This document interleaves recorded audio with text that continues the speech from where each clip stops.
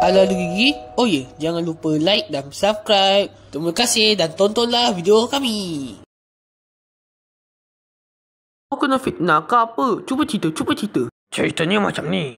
Ikan nak cari kerja dalam syarikat Jawas.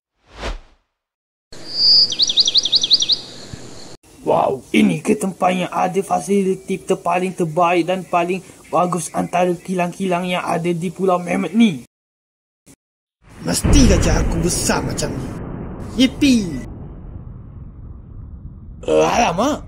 Ada mayat! Aha! Aku tahu nak buat apa sekarang.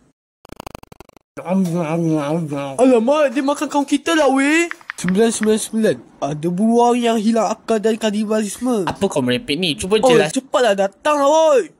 Alah, jangan marah aku. Nak merajuk lah. Merajuk pula si polis ni. Korang cuba salah faham je lah. Aku tadi. Jangan bergerak, kami tahan. Cepat buat kubu. Cerita pun tamat. Panas je aku dengar kau punya cerita ni. Dunguk betul lah kau ni. Apa?